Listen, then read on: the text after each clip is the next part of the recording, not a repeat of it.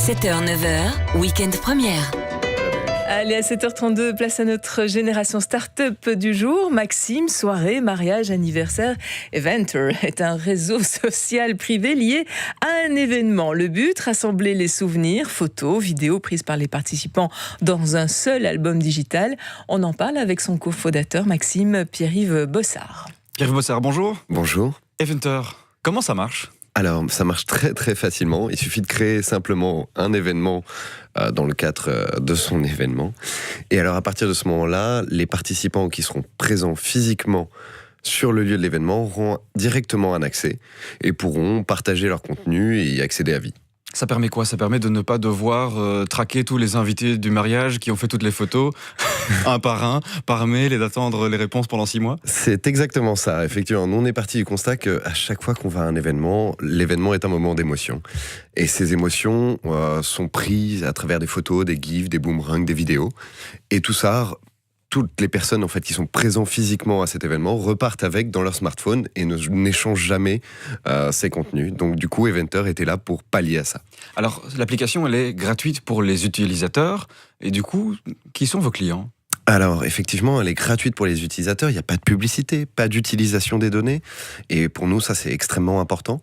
Parce qu'on a un business model qui a été développé sur tout ce qui est les professionnels de l'événementiel, à qui on fournit une solution qui vient remplacer, en fait, le photo booth et le social wall. Donc c'est le photo booth, donc ce sont ces appareils photo sur les lieux d'événements.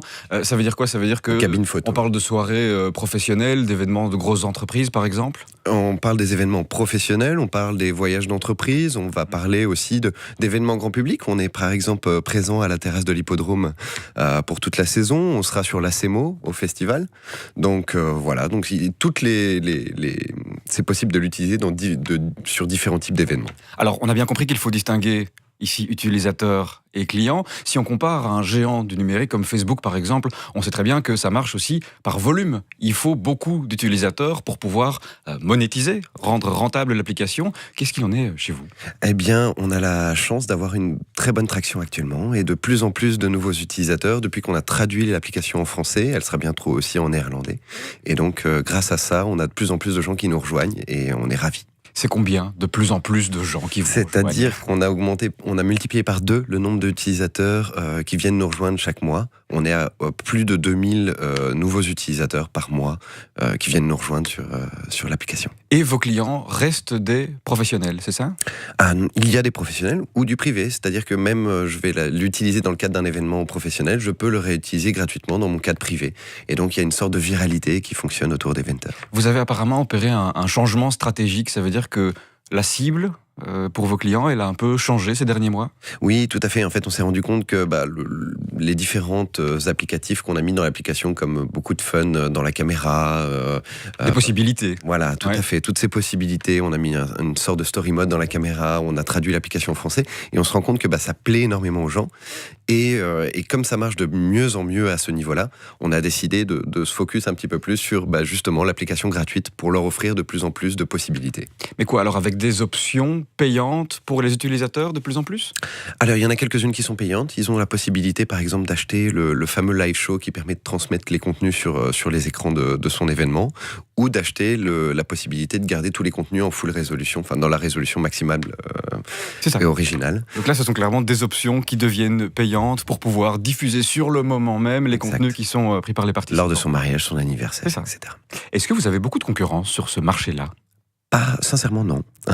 C'est une bonne nouvelle pour vous, ça. Je ne sais pas. En général, on dit qu'il faut mieux avoir beaucoup de concurrence, ça veut dire qu'il y a un marché. Oui.